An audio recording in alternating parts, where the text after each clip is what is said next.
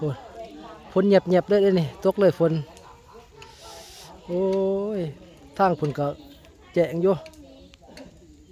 ทางนี้ชนแล้วก็ยังมืดท้องฟ้ายังมืดอยู่ฝนยังเงียบอยู่เออเบิ่งประเทศมองประเทศหลางมากาแฟ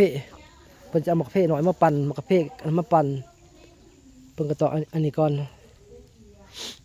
ประเทศของหลางมากาแฟเพิ่นบอกเพิ่นจะปั่นมากาแฟถ้าจะคลองสวนเพิ่นโอ้เบิ่งบรรยากาศดีคักบรรยากาศนี่มากาแฟนี่สุกหลายบ่ให้เว้ามากาแฟสุกหลายเออ มันไผก็บ่อยากพออยากเห็นดอกแนวนี้เดือน11เดือน12สิเก่าเข้ามาเลยก็ยังฝนบ่ทันได้เบิดอยู่เฮ็ดจังได๋เจ้าว่ากาแฟมีแต่สุกๆบางกกก็ดกเสียงเทิงบางกกก็บ่รกปานใดกับมีพ่อตลอดมีพ่อเก็บตลอดแต่ว่านี่เดี๋ยวควบมันสุกว่ะพุ่นติ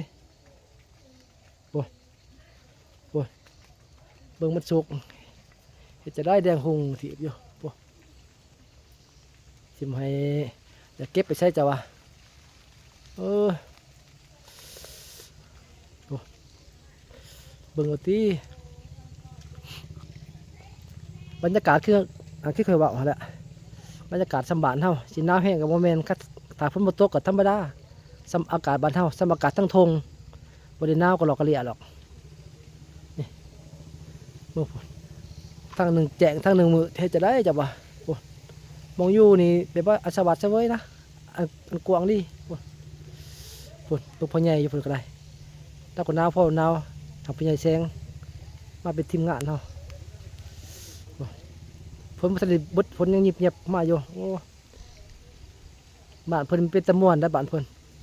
อยู่ไร่อยู่สวนมีแต่เกิดแต่ชาติคนเต้มีแต่บริษัทส่วนร้ายเป็นบริษัทเวียดเด้อชนร้ายเด้อโอ้ส่วนร้ายเป็นบริษัทเวียดชนร้าย